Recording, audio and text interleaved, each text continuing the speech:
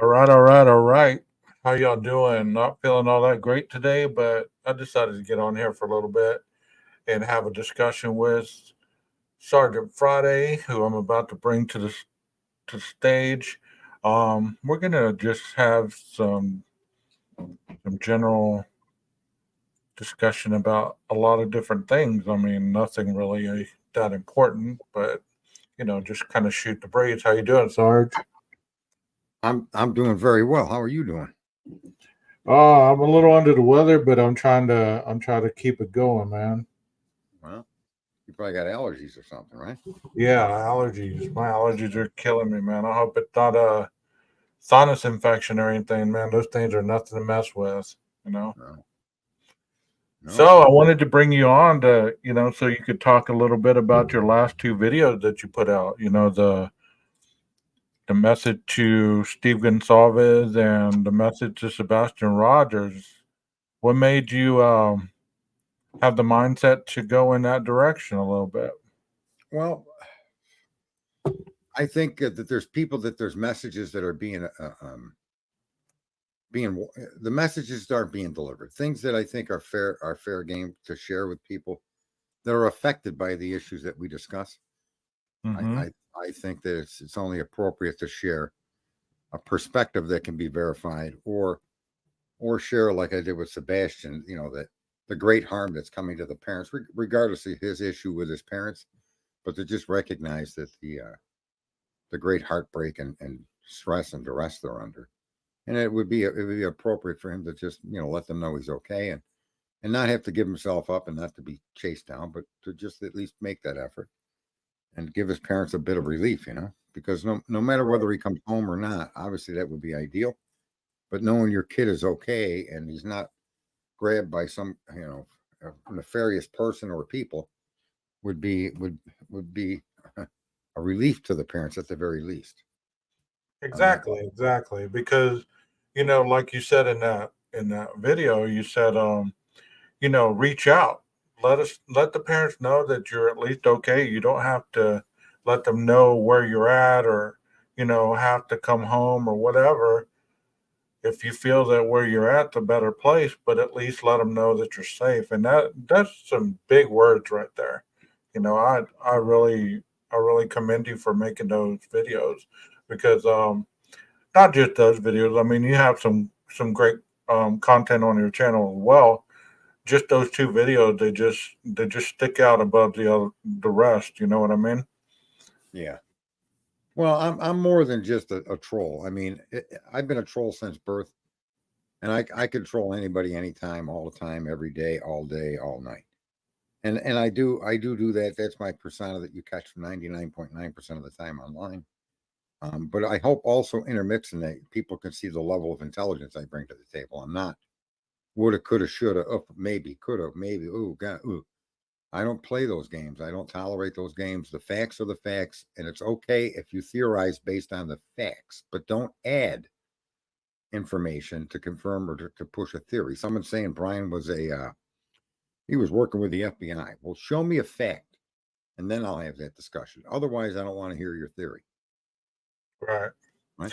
No, So, and you shared a little more personal information in that one message to Sebastian. yeah, I'm sure a lot of your viewers had no clue that that was even part of your history, and it was very enlightening to hear you talk about that aspect of your life because when people get on here, they really don't share a lot about who they really are off of YouTube, but you were able to do that. I commend you for that as well.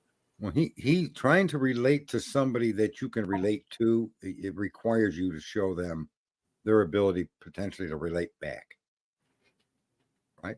Mhm. So being homeless at 14, my circumstances were different, but I get it. I was there, and it's one of those things that very few of us experience. Some of us don't make it through it. Some of us do, but because of his situation, and I suspect that he walked away on his own accord. That's what I hold to. I don't know that that's true. That's my definite hope. And in that context, that's why I thought that message was something that would be hopefully productive or helpful. right? And I just A lot of I history working with people on the spectrum, or even having that kind of I don't want to call it an affliction or anything like that, but I want to be kind to it. That mental state, I guess. So I guess the closest that I can relate to even thinking about somebody with autism would be somebody that's easily like, are do you have any history with that? I mean, do you have any history with an autistic individual or anything like that? Are they easily startled? I mean, like, if he would have had some kind of situational thing going on that night, would it have startled him enough to really want to leave for safety, or am I visualizing this wrong? no, I suspected that him leaving on his own, that there was a lot of things, a lot of streamers just didn't really, they don't. It's funny, they say us with Asperger's and autism are not emotional. Our emotions generally are passion. We have a passion for things. And Hmm. it comes across oftentimes as anger, and it's frustrating because people respond to you as if you're angry, and you're not angry, you're just passionate, but it's like they don't see the difference in our passion versus a typical person that's angry. So that frustrates the living shit out of you. So you always feel like you're trying to climb a hill that shouldn't be put in front of you. The information that you're pointing out is all that really matters, not, not, and people deal with information with their emotions, where usually I think people with like, I'm on the spectrum for Asperger's, we it's passion that drives the way you hear my voice and the way I interact. It's not anger or arrogance or superiority or better than you. It's none of that. It's a struggle to try to understand that that you understand what I'm communicating to you. And, a lot of people are famous for this. That Gray Hughes is one of those. I'm not going to say anything, but he's kind of an idiot. And there's other guys that come into your stream. They're the same way. They agree with you for just the sake of agreeing. They don't really even hear what you're saying, but they'll agree with what you're saying. They don't agree with what you're saying. They're just agreeing to keep pushing their point and their perspective. A lot of people do that. And because Yeah, a lot of people do that, they mistake that what I'm doing is that. And that's not it at all. I right. don't invent facts or twist facts or bend facts to show that I'm right. The fact is the fact. This is my interpretation of it, and I'm completely content with being wrong. And Well, it's I would frustrating. believe that most people are. You know what I mean? Like, it's a humbling experience to be wrong, because that gives you the opportunity to learn something new. Right. So I mean, if you're really into that mindset of, I want to learn something new, you would be, humbled by saying, okay, well, I didn't know that, or thanks for showing me that. But I'd like to show a little bit about this video, Sarge, if that's okay with you. Yep. Can I Um, just make a statement though, quickly? sure, sure. I was in a stream the other day with a gentleman called Truth Not Feelings. I call him Big F Head because Hmm. he's got a huge head. But he told me something about marijuana, and I disagreed. I strongly disagreed. And he started to describe to me what it was about the legality of it or the illegality of it. And I was that it's still federally illegal. And even though in the end we were both right, the point that he was making was 100% right. And I was wrong. And I held back and I listened to him. And as he was talking to me, I was Googling. And so I'm trusting what he's telling me enough to just verify it. And I verified what he was saying. And in the end, I was wrong and he was right. But I was able to accept, absorb, and I now follow what he's saying as fact. Yeah, Okay. And that's where people end up butting heads. That's where people, they don't want to admit they're wrong. And it's almost like you're committing some kind of crime if you're wrong. No, you're not. yeah, Right. So yeah. that was a good example of me. If people want to see how I'm able to deal with being wrong, that would be a good little excerpt to watch. It's only about 10 or 15 minutes, and it's a struggle for me at times. But you have to accept that what the other person's given you might have validity, and therefore you have to then verify it for the validity. And once it's verified, you have to accept what you're being told, right? Of course, of course. So, and it's also humbling to be wrong. You know what I mean? Like, I think sometimes you got to learn from somebody else rather than your own voice. Sometimes it's humbling. Let's listen Yeah, to this message, and for anybody who hasn't heard it, this is a message that Sarge put out yesterday, and let's listen to what he had to say. I do have your permission to play this, right? yeah. Feel free. Okay, here we go. Well, good morning, everybody. It's Tuesday morning.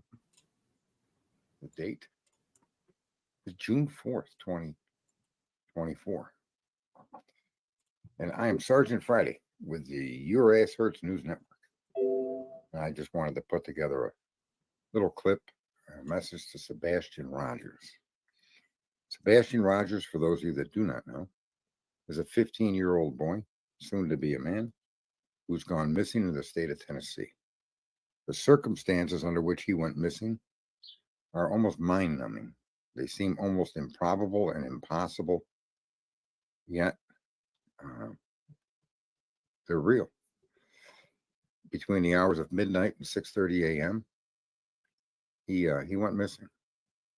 There's no video footage. There's no cell coverage. There's no evidence to show that he went missing from his own home, other than the fact that he is not in the home.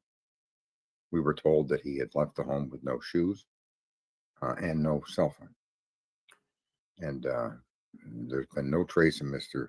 or Sebastian Rogers since that particular morning, more than 94 days ago. And so I just wanted to send a message to Sebastian, let him chew on this a little bit. I suspect that if you're able to listen to this, Sebastian, you might find it funny to know that my real first name is Bruno. And I myself, at the age of 14, was actually homeless. I was displaced from the home that I was in with step parents, and I found myself living in cars, but still maintaining my schoolwork as best as I could, depending on the school for meals and for other things. So, being that I'm a lot older than you, back when this happened to me, this was more than 40 years ago, the world was a different place. Services that were available to us and things that could be done or could not be done are much different than they are today. But let's get back to the topic of you, Sebastian. I had a hard time with my family. I had step parents and no idea who my real parents are. And you are in a similar situation to an extent. And Chris, Katie are your parents. And, as everybody keeps pointing out, he's your stepdad. But nonetheless, he's the adult. He's the father. He's the role model and the man in charge of providing for the home. And of course, he does that. Things that he does or doesn't do, you may not agree with. The same goes with your mother. You have a father, Seth Rogers. It's estranged from you in as much as through the divorce process. And again, he's as fallible as the rest of us, and as fallible as Katie and Chris. And I'm sure some of this may have something to do with why you walked off. I also am what they call autistic, or on the spectrum of autism with Asperger's. And part of the reason I was displaced from my home was because I had my own ideas, my own wants, my own desires. And I can tell you that it made me who I am now. The capacity to communicate, to mingle with other people, to fit in, actually was the benefit I got from going my own way. Obviously, things are tough, things are difficult, things are never the way we want them, and you have to weigh that against the not just the dangers, but the challenges that are faced when you're so young and you move on or try to move on. Now, I suspect and I hope that there's adults that are in your circle at this time, or have been from the time you've gone missing, adults that have your best interests at heart. Adults that, unfortunately, Sebastian, would be possibly in the commission of a crime. For the longer you stay missing, the longer the people the longer the people that are helping you, the longer you stay missing, the more problems they're going to incur. when you do decide to come back out and resurface. So I guess in this message to you, I want you to consider that the people that help you, that seem to be better than your parents, the people that agree with you, or the people that want to give you exactly what you want, whatever the reason, you're putting them in serious jeopardy and danger. And in addition to that, obviously your real parents, when you're fortunate, you got 2 dads and a mom, which is, I know people think a bad thing, but in reality, it's kind of a good thing when you're trying to grow up. And that unfortunately, I think, is what we as children, because we're not old enough to look back yet. But when we're in our early teens, we have no understanding or concept of what the role of the parent is, and what the economic situations of the parents are, and what their emotional issues are, or whatever it might be. But the point is that parents are highly fallible. Parent and priest and police and judge, and those are just titles. Never forget that there's always a person that wears that title. But that title in and of itself does not mean that they're going to act, behave, or do anything in any specific manner because of that title. A priest can lie, a judge can lie, a parent can lie. All of these people can have addiction issues. All of these people can have amazing things going for them. They could be honest and loving and cheerful and happy and do all the right things. But not all parents and priests and judges and anyone else you give a title, not all of them are able to do that. We're all faulted. We're all faulty as human beings. And you should be aware of that, because that faulting of human beings does basically rear its head the most when you're dependent upon other human beings when you're young. And it seems to affect us much, much more when we're young than when we're older. When we're older, we have the abilities and the means to actually make choices and then stick with them and go with them. Where when you're young, like you, for whatever reason, you felt the only choice open to you was to just run away. And I get that. I understand that. I ran away multiple times before I actually didn't need to run away anymore. They kicked me out. And, I don't fault them for that now. Back then, I hated them for it. Oh, boy, did I hate them for that. And I could get into a whole litany of things that I didn't like and I hated. But let me just say this. When you get older and you can reflect, you'll see that regardless of what it was that you lived through, the only thing in life that matters is yourself to yourself. And you've got to do the best things for yourself. Even when doing the best thing for yourself causes you discomfort, irritates you, angers you, you must put yourself first and do the best thing for yourself. And running away and hiding is definitely not one of the best things you can do for yourself. You're not quite a fugitive. You're not in a situation where there's been any crime. Running away is not a crime. It's not criminal. But the damage done and the wreckage left behind you when you run away, and you have three parents that in their own way completely love you and are suffering. And that suffering is real. The suffering is real. You especially see it in your father, and you could see it in Katie, how she's crawled into a cocoon, and Chris trying to stand up and protect the cocoon. It's my hope that if you've listened to anything on the internet or come across any of the things on the internet and the information that you're hearing about your parents, some bad, a lot bad, and the bickering of between what we will call your parents is very, very heart-wrenching, I'm sure. It's very, very eye-opening. These are things that parents, and you'll see as you get older, we all have skeletons in our closet. We all make mistakes. That's the point of being human. We all are wrong. And for some reason, Sebastian, we choose to hide from them or try to pretend things didn't happen or things aren't the way they are. And that's the tragedy of humanity. Being wrong is the first door that you open to actually learning. and discomfort and disagreements are part of life. You're going to have that until the day you're no longer with us. Could be 100 years old when you pass away.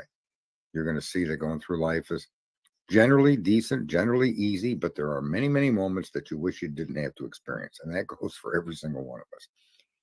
We're fallible. Our parents are fallible. Choices they make on our behalf don't always sit well with us, the child. Okay.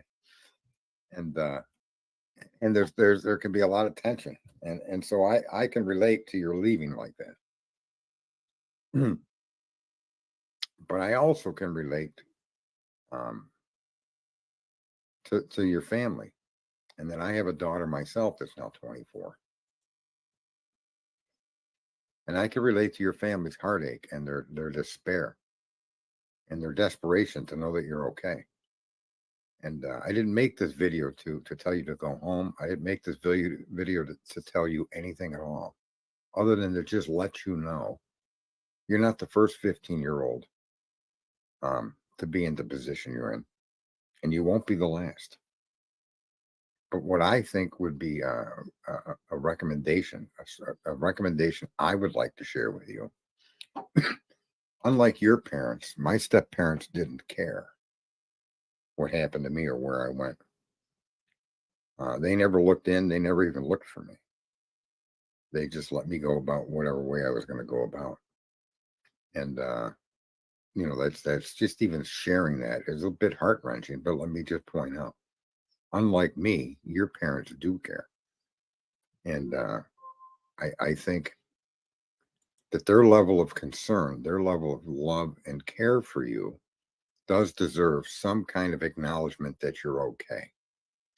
In some way, you need to get some message or some signal to your parents or to a loved one connected to your parents or to a friend connected to your family and let them know that you're okay. That would be the least you could do in this situation. But in all reality, it would also be the best thing you could do. Sometimes the most is not always the best. And sometimes the least, like in this situation, is the best. And so I guess, I was thinking of bribing you or offering something, but I think you're smart enough to know the anguish and the despair, regardless of how faulty your parents are, regardless of what things that make you angry about your parents, regardless of which parent or all parents, whatever the issue is that's made you separate yourself from them, they've suffered 1,000-fold with your being missing. And I would like to just ask you to some way, in some shape or form, reach out in a way. If you want to protect your anonymity, you want to protect your location, I'm not objecting to that. But I am asking that you actually reach out in some way. Let your mom Katie, your father Seth, and your stepfather Chris know that no harm has come to you, that you weren't kidnapped. I've imagined the fear and the terror they're living through. A lot about the modern world you may not know about. We do as adults. And it's horrifying what happens to children in this world. And it happens way too often, Sebastian. And just to put their hearts at ease, knowing that you're okay, would be a massive relief to not just them. Let me just say, to even the idiots online, including myself, who can be an idiot at times. I'm no different than anyone else. But it would provide massive relief to all of us in our hearts that you're okay and you're living your life. And that's all we need to know. We don't need to know where you're living your life, how you're living your life. None of those details matter. The only detail that I think would matter at this time would be just to know that you're okay. And you would be doing, I would at this point say, millions of people a huge favor. And, listen, of course, they're all going to go batshit crazy and try to find you, right? That's not why I'm doing this. I'm not trying to trick you or, con you or hustle you. I'm simply pointing out that it would be a benefit to not just your family, but it would be a benefit, and it would silence these people on the internet that talk bad of your parents. Your parents, whether they're good or bad people, is not for anyone to judge. Especially somebody like me that runs a YouTube stream. And that damage that's been done to your mom and to your dad and to your stepdad because of the internet has just been, they don't deserve that no matter what. And so please, if you do get the ability to hear this, if you do go hashtag Sebastian Rogers, if you do come this crazy guy, Bruno, reach out in some way, a letter, a note, an email, something, so that they know that you're okay. And then let things go from there. I want to wish you all the luck in the world, all the happiness. I think all of us, or anybody that's heard your name, or anybody that's aware of your situation, I think all of us, no matter our disagreements, would agree on that particular aspect. We want to know you're okay, and we want to know that the situation you're in is good for you, and you're going to be good being where you're at. All right, I'm running out of things to say, but Sebastian, just a signal. Send a signal. Let them know you're all right. And thanks for listening.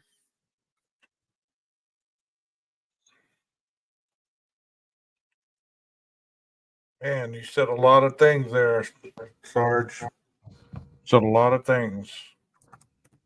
I learned long ago, knowledge is a prison. Knowledge without action is a prison. Yeah. And it's a lesson I think Americans need to start to learn, because it's probably the most important message ever. Knowing what's happening, knowing what's going on is your prison if there's no action to correct or to enjoy in or be part of. You create a prison surrounded by knowledge.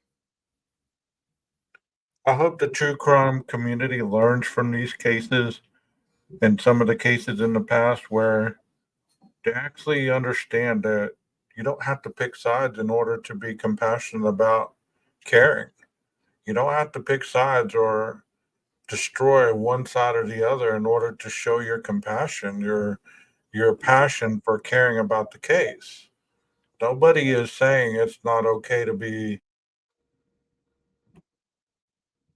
You just went quiet. You just muted yourself. You muted yourself.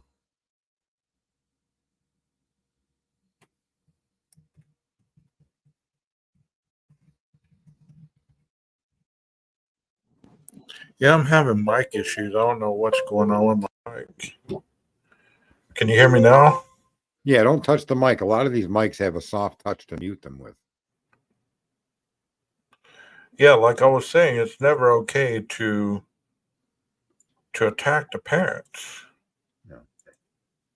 I mean, if you had evidence that they did something malicious, now I can understand the outrage and the anger, but Can I just say though? Let me. go There's ahead. something else too. I was going to tell you this earlier. It's bullshit for everybody to think they're entitled to their opinion. You're not. You're not entitled to an opinion. You absolutely are not. And in any situation, unless you're a part of it directly. Otherwise, your opinion is fucking useless. It's not pertinent. Especially when you look at these true crime things and everybody has an opinion. The Koberger did it, or Sebastian's mom did this, or Chris did it, or your opinion's useless. There's no data to support your opinion, so keep it to yourself. Okay. Now, if you have a opinion based on pertinent facts on the exact issues in the situation that's put in front of you, then bring it forward. But if your Right. opinion is going to be based on woulda, coulda, shoulda, okay, then just shut the hell up. You're not entitled to your own opinion, okay? And if it is your own opinion, this is why I always have been confused about. I'm entitled to my own opinion. The key word is your own. Those two words mean shut up. It's your opinion, your own opinion. Keep it to yourself. Now, like I said, support it with the facts that you have available, and the facts available tell us, as far as the law enforcement is concerned, there's no crime here, none. There's no suspicious activity here. The parents have all cooperated in every request that they've asked the parents that could implicate the parents if the parents were involved. They've completely cooperated with the police. And so your opinion of who did it, keep it to yourself. That's how I feel about opinions. And maybe I haven't said that. I should have said that a year and a half or 2 years ago when I got onto true crime from politics. But you're not. Do you follow what I'm saying? You're just not entitled to your opinion on matters that you don't have the facts or an understanding or comprehension of those facts. If you're not to that level, keep your opinion to yourself. Not only that, but whenever people get on here and they say, well, we deserve to know, or we need to know, or we have the right to know, or why won't you tell us this and that and the other? Well, where in history has any trial ever been tried in public opinion? I mean, where has it ever been tried on the internet? It's always tried in public opinion in the internet. Now we do have a constitutional, uh, not right, but the government is constitutionally obligated because when you look at any case, it's the state of Idaho or we the people of Idaho versus we the people of New York versus. So the people are absolutely part of the understanding. They should have pertinent knowledge to that case. When it's sealed, okay? When it's sealed, it's a different matter. So and some issues can be sealed, and you have to accept that is legal. And they don't seal every single case, right? So, in the matters of what happened with Donna Eyes or what happened with the Kansas City Three, and the police not, or even with Sebastian, the police not telling you everything they know because they're still trying to find the boy, right? So I understand during an ongoing investigation, you are absolutely not entitled to know what they know. In court proceedings and accusations against a fellow citizen, you do have that. The government does have that obligation to share that with you. Well, yeah, With acceptance. I meant like you just said, during an investigation, it's not their priority to or obligation. tell you everything, especially if it's sealed, like you said. That's what I meant to say. My head's not working that great today. Well, you're getting kicked all around by them allergies, man. But yeah. But I mean, this Sebastian Rogers case, I haven't really covered a lot of it because of so much of the drama that had been left to right and this and that and the other. You know how quickly people sided up with Seth and alienated Chris and Katie. I mean, I didn't want to get into all that drama. You know what I mean? Like, where at the end it seems like they forgot the real purpose. That there's an autistic boy out there missing. Wondering. Well, I wonder if and I don't mean any bad ill will towards any of the parents, but I wonder why my message wasn't spoken by them. Why what? Why my message wasn't spoken forward by them. No. Right? And I think it's a fair question. I think immediately this started to attack parents, and one of the parents has an issue with another, with Katie. So Seth and Katie, he's got issues, still lingering issues, and pain from the divorce and the custody arrangement. So he's got a lot of issues that even if Sebastian didn't go missing, are his issues, right? And when these streamers, when these YouTubers, and they're hosts, I don't call anybody a creator. You ain't creating shit. You're a host. When you host a channel, okay, your job as a host is to keep things on topic. And so when somebody starts unloading the pain and agony of situations that have nothing to do with the case at hand, the host is supposed to step in and put an end to it. Even mute the person's microphone and bring them in the back room and chat with them. Don't let them go off a topic, right? So a lot of people that are streamers are listeners that, they're wisecrackers. They know how to create drama, play the drama game, instigate the drama game. And you got people like Dolly and a whole bunch of other people that do that. That's entertainment people dealing with true crime, which is true tragedy. Okay. You don't Right. need that in this area. You just don't. And it's the host's responsibility to put an end to that kind of talk, even if it's coming from one of the parents. You're trying to help this person find their child. I have no interest in what happened with your divorce or what happened to you or Katie 25 years ago. It's none of my business and it's not pertinent. And the hosts just don't seem to get it. It seems like, we've heard more about the parents' issues with each other than we've heard about Right, Sebastian. right. Like, And the hosts are where that needs to be corralled. That should be your responsibility. When if you're out here and you think you're part of true crime and you mingle in true crime and you stream in true crime, there should be some little respectable things that we all follow, little rules that are just not even rules, they're just dignified common sense. right, You're not here to determine whether Koberger is guilty or not. That is not possible from your phone or your computer. What you're here to do is analyze the data that's been given to the community, us, the country, the citizens, and analyze that data based on its content, not anything added or subtracted from it. And that's where the host needs to keep people on topic. That's why I have such a short fuse with people that always want to woulda, coulda, shoulda. I can't tolerate engaging with people like that because those conversations are, it's like trying to prove God. It's he's there, but nobody can prove it, right? So when you take a fact like around the Idaho 4 and you add coulda, woulda, shoulda, now you're going into the realm of superstition. He could have made a U-turn. Well, that's bullshit. What do you mean? Where does it say he did that? Well, it doesn't. Well, then why are you saying that? Well, he could have. Oh my God. How do you have a conversation like that, 12 gauge? Maybe that's my I Asperger's remember, talking. I remember our conversation like that. It was the Yeah. last about 2 hours. It was like it was Abbott and Costello. Right? Yeah. Yeah. So I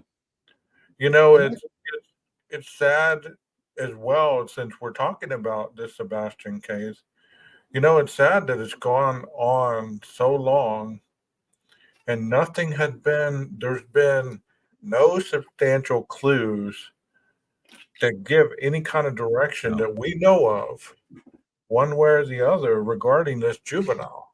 no, We don't have any kind of real clue that I've heard no, no of. witness, no No, evidence. no nothing, no And nothing. I say this, and I don't mean to say this in anything less than total respect. There's no evidence of a deceased body. There's none of his clothing. There's nothing connected to him that's been found. There's no Yeah. sightings of him. There's no him reaching out. I need help. There's nothing. It's like a UFO snatched the kid. Well, the same thing. I mean, to shift gears a little bit, you mentioned this earlier. Um, Caleb Harris, he's the same way. Nothing had been found, even though they're not the same age. Right. He basically vanished in thin air as well. Nothing has been seen. Nothing, no video camera footage, no nothing. It just Hmm. he stepped out of his house. A DoorDash or Uber driver dropped off some stuff. And here's That's all. can I want to give a scenario of how I analyze things and how I don't think I know this is what you're supposed to do with man's data. When you're told the circumstances under which Sebastian went missing, you're Mhm. not supposed to interpret that for anything more than is said. Right. That's it. You can't now implicate the mother, the father, the grandmother, the cousin, the neighbor. Okay. He left under the circumstances you pointed out. No video, no nothing. Right. So you have to accept that's all the fact that you have. And all that does is it leaves you in a situation to hunt for facts that'll give you a direction. But hunting for a fact isn't your gut feeling. Hunting for fact isn't your theory. Hunting for fact isn't woulda, coulda, shoulda. A fact is a fact. A pair of pants that belong to him, his eyeglasses, a sighting, and a video capture of his image. These are facts. That's what you're supposed to be looking for. You're not supposed to be theorizing. Who coulda, woulda, maybe did, who knows, did it, right? That's just crazy shit. And I don't know why more people Like what you're feeling come from me is my passion. I'm not angry. It's almost that's why I get caught up in these little talks. How do people not understand that? Am I talking gibberish? No. Shouldn't more people You know, just I commonly realize that? I mean, that's what shocks me. I'm no smarter than anybody else, but how is it people just don't seem that's common sense. You got eight pieces of information. None of them tell you anything about anything. So what should you be doing? You should be looking for further facts that will then give you a direction to go in. Not making up tall tales and woulda, coulda, shouldas. well, this is just my own impression. I believe or I think that when people get into that, let's look at the people closest to them, and because that's what you hear all the time when somebody goes missing, you hear what generally the person closest to them I because they're agree with that. pushing Yep. because they're pushing the Occam's razor. They don't use that terminology, but that's what the And media I and don't everybody else is saying. Occam's razor says the most logical theory is the the best simplest. possible The scenario. simplest. The closest, The simplest. yeah, the That's what simple, Occam's razor, simplest. Yeah. yeah, the Listen, I simple. agree that the first suspect I had was Katie, but I didn't run around accusing her or trying to acting like I could get her to confess and calling her names or trying to defame the woman or how being credulous like how could you not have been involved? I mean, Right. what are you people? Are you insane? The police are doing their job to the total of their ability, right?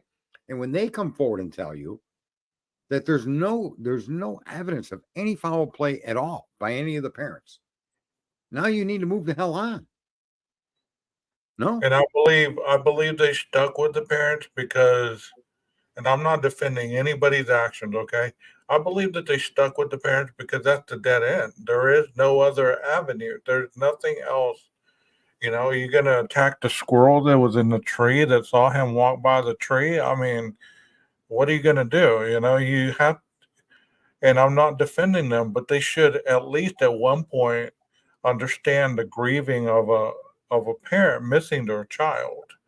It seems like even parents that have children, they're still attacking, acting like if they had their child walk out the door and right. never to be seen in 90 something days, they'd be perfectly fine with it. They've they've mimicked Katie's interviews. Well, she's so stoic. She doesn't talk. She just in a daze. The lady has lost her child. How do you want her to be? Chris is Well, so angry. Chris is this. Chris is that. He's tired of you blaming him. How would you act? You know what I'm saying? yeah, and I just don't understand people's inability to just see how things should. Our problem is we've been taught to deal with things based on belief. We believe in information. So we know for a fact that it's likely the last person to see anybody that went missing is involved. That Mm. happens so often, but it doesn't happen every time. And it's that room, okay? It's that area that you have to accept when you're told by the authorities that there's no evidence of foul play or involvement by the parents. You must then stop harassing the parents and start looking somewhere else. The idea that you're going to bring up someone's divorce, you're going to bring up someone's turmoil from childhood, you're going to bring up a report that went to CPS against one, all of that nonsense is ridiculous. It's sickening. It's sickening. Now, if a fact comes forward that connects any of the parents or relatives to this boy's missing, then you have a door open and you absolutely should look and scrutinize that person. Okay? But there has to be a fact to give that door an opening. You just don't go kick the door down and start going after the parents like they've done here on YouTube. And even though one of the parents actually kind of started it, this is what I was saying earlier. The hosts should never have let him go down that road. They shouldn't have put that other woman on there that's having a problem with Chris. I forget her name, Nina, right? Yeah. They shouldn't have let that woman come out to disparage any of the parents. She's an ex-wife of the guy.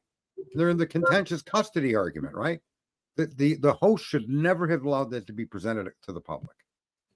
Some things you shouldn't know. It's none of your damn business what Chris's life is about, right? Unless you show me evidence Chris caused Sebastian to go missing, then I have no more. I don't need to know anything about you. It's none of my business anything about you unless you want to share it or something happens that it becomes relevant and I want to go look for it. You see?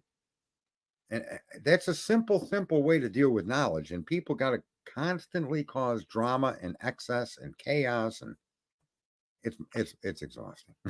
I mean, it's tragic because, people are already assuming the worst. How many Yeah, times have we seen where there's been children that have been missing for years, and then one day they turn up at the police station out of the blue? I, I know. 4 years later, this little girl walks into a police station. She's been missing for 4 years. And And how often do you see the power of YouTube get flushed down the toilet, taken out of the sewer and flushed down the toilet, and retrieved from the sewer and flushed down the toilet, rather than all of us coming together, right? And trying to put our efforts in. We live all over the country. Put flyers up in Arizona, for God's sakes. We don't know what happened to the. I mean, anything you do is absolutely of help because there's no idea to know how, right?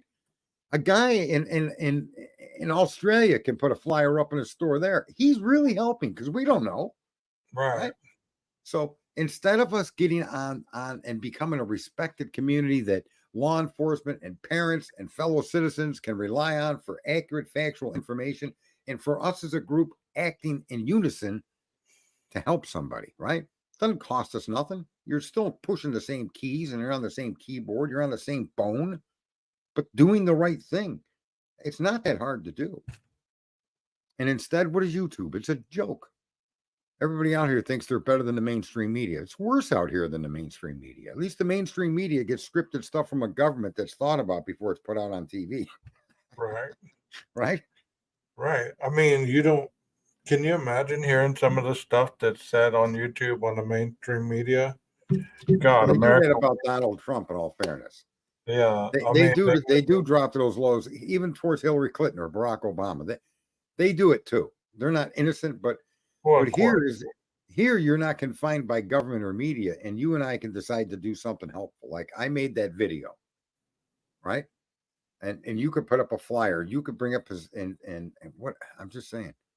We don't have to get into Katie's past and things she did or Seth. I, anyway, it's like beating a dead horse at this point. It's been going on for 94 days, 96 days. yeah.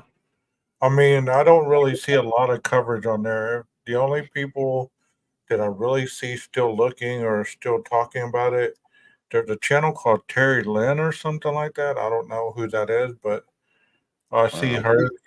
she's I see another her. Sebastian, but she's another Seth Army attacking the Proudfoots. Oh, okay. See, See, I don't most of know them half are I don't doing know half it. these actors. I Right. don't And I wouldn't know. lie to you about an actor. They call her Scary Lynn. Yeah, I call her women with big boobs, but I don't use that word. yeah, yeah. I mean, you know, like you said, and you bring up good points. Is what's it gonna? How are you helping the situation by being on a panel and going back and forth against another channel, and then linking up together and attacking everybody's thoughts and feelings and this and that and the other. Where at when it's all said and done, how's that? How's that finding the boy? Well, I think that there is kind of it isn't finding the boy, but I think when you've got channels like I'm not afraid, and I'll say it right to the person, Tommy Jude, creating images of people urinating on Ethan, claiming Ethan was killed on Linda Lane and put over in the house, but urinated on, right? And he's posting that that needs to be confronted. That is not appropriate. Not even close to appropriate. This the family that lost that man, okay? The friends, the world that lost this person, and the potential that he may have. God only knows where any of those kids were gonna land, right? Right, right, Okay, they're gone from existence, and to come up with these crazy batshit fucking stories about what happened in the Idaho 4 needs to be confronted. Those creators need to be shut down for that. That not shut down as like an agency do it, but us, the viewers, refuse to participate or acknowledge that particular stream. So well, there is a high necessity currently for these uh, goofballs to be pointed out. Sadly, I mean, yeah, I'd rather do something else, but okay. I think they've earned it, and I think the viewer needs to be shown pure examples and names of people that do it. Right? Do you think we'll ever get to a governing factor on YouTube that we will have to have, like you will have people actually monitoring Mm-mm. live streams as they're happening and No, no, possibly shut them down? no, no, no, no, no, no, no. We, the people, are self-governing. We, the Yeah, people in America, are the government. We don't seem to understand or even have a clue what that means. No. But when a streamer does go way off the rails to do what's been done in the Sebastian case, it's fair and it needs to be pointed out who these people are and what they did. And well, then of the course. viewer then can decide. If you're one of those people that decide, oh, that's fine, I like that. Go play with that then. But if you're out here really looking to solve an issue with Sebastian or understand the trial proceedings in a mass murder or understand the disappearance of a woman that was at a hospital, or how three people died and one didn't in Kansas City. If you're looking to understand that, streamers that go on the out of bounds on that need to be you need to point them out, and the viewer then needs to make the choice not to follow those people. You see? Right. So it's self-governance as a group. You know, you're right about that Donna I case. When that case first came out, and I started seeing people mentioning her on YouTube, and community posts and stuff like that. And then they found out that the officer dropped her off at the hospital or picked her up and then dropped her off probably a quarter mile or half a mile from her residence. Automatically, people started bashing the officer for not taking her all the way home. It was the officer's fault. She must have did something. How come there always has to be some evil intent on an Because individual? everybody rubbernecks a car crash, okay?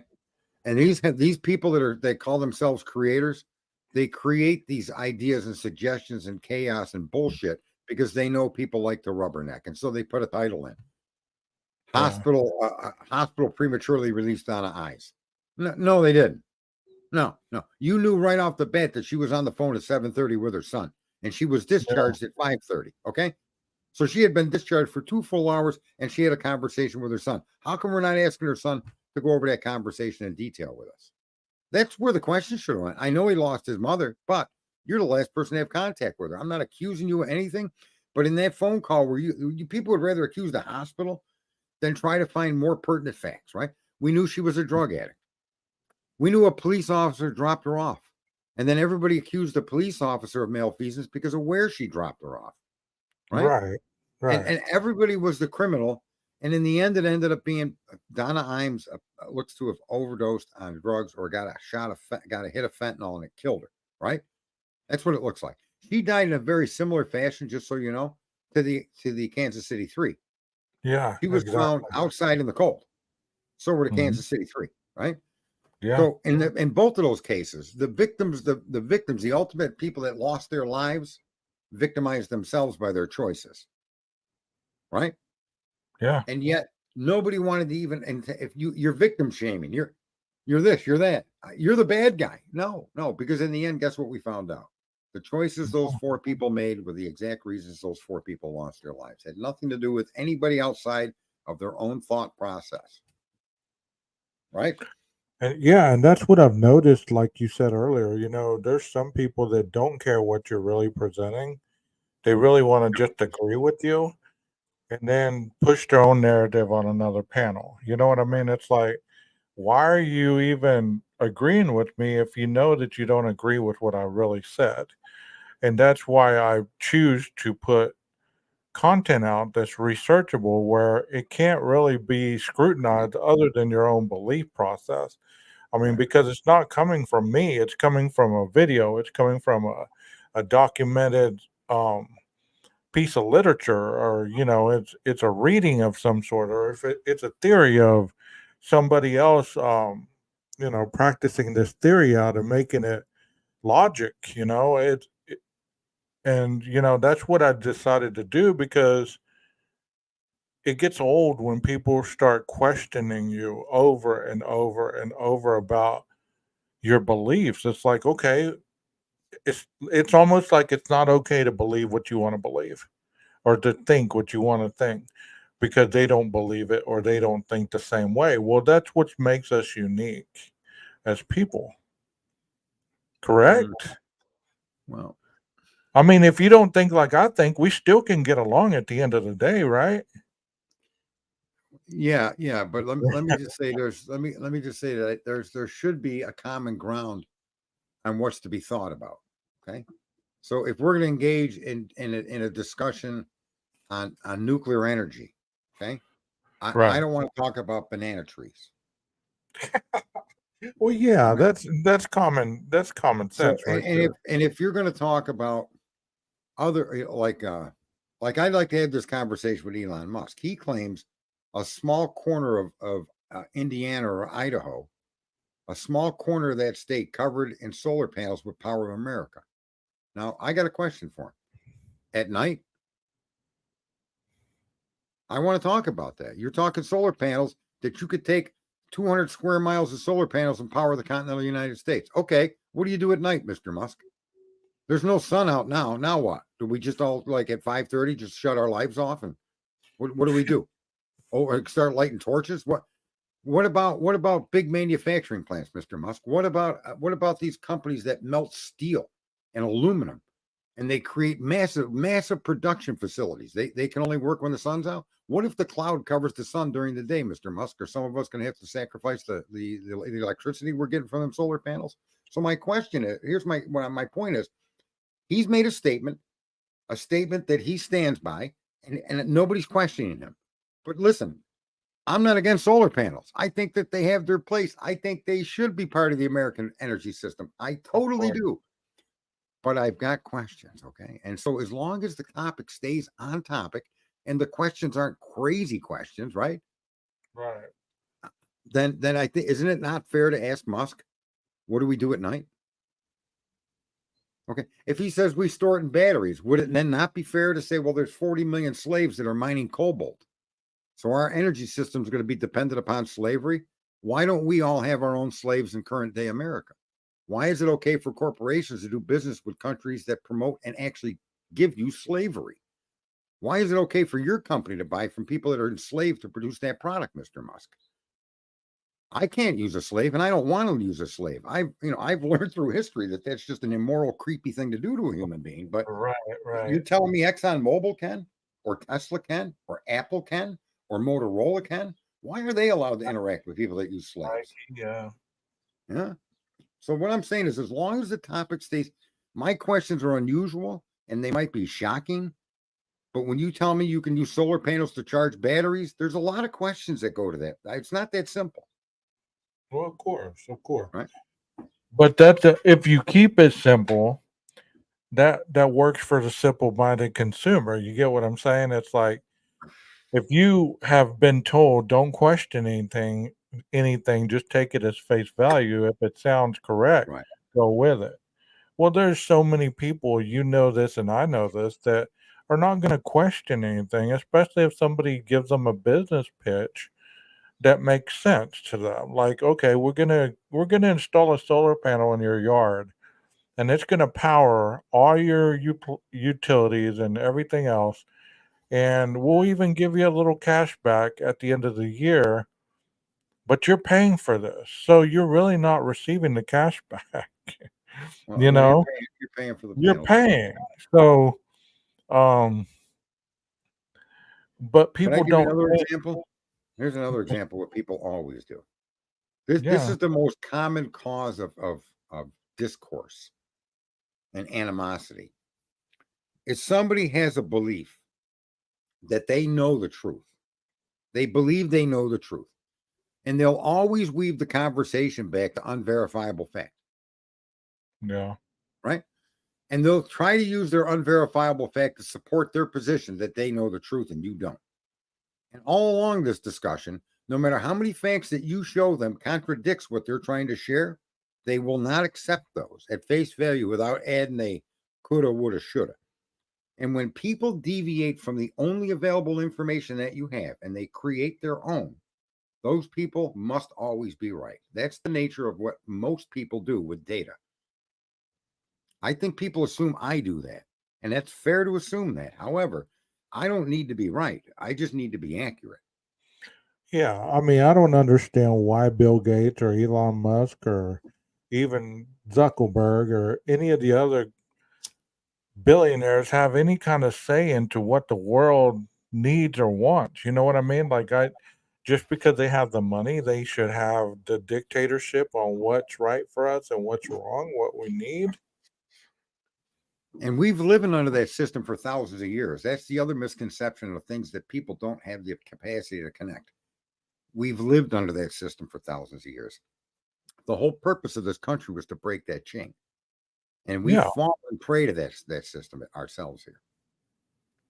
Yeah. Now with the internet, this is what I keep saying to people. This is the most powerful tool that you could ever have as a citizen, either in a free world or not. The ability to communicate instantly and the ability to do things instantly amongst yourselves. So you could tomorrow morning wake up and millions of people could say to Tesla, "Yeah, we're gonna stop buying your cars if you don't get rid of the slavery in your supply chain, and we're gonna give you and it for goodwill. We're not gonna take any action against you now, but you got to start showing us goodwill that you're taking the steps that's required to find your cobalt resources without slavery, and there'll be no ill effect." Or Mr. Musk, take your user agreement off of X. all Do right. not track me. Do not know me. It's none of your business who I am. Right. So there's things we as a community can do, a community of people, with this electronic communication device that we call the internet. And we've wasted it because so many people really don't understand or have any capacity to use common sense or to engage in data interact. When you're interacting with data, it's different than when you're going. I mean, you were going out to drink or going out to have something to eat or going to a movie. Right. That entertainment event should not apply to how you deal with data. Very true. Well, Sarge, we've talked about an hour, and I think my medication's kicking in. I'm gonna go take a nap. I am going Um, to take a nap too, but I'm going to do a little. I'm going to do a message too, and then I'm going to post it up on my site. awesome, awesome. Hey guys in chat, y'all check out Sergeant Friday's Yah information or Yah. What's it? Your Ass Hurts News Network. Yeah, there you go. Your Ass Hurt News Network. He streams at 9 p.m. Eastern time. So whatever time you are, try to incorporate that into your nightly watching.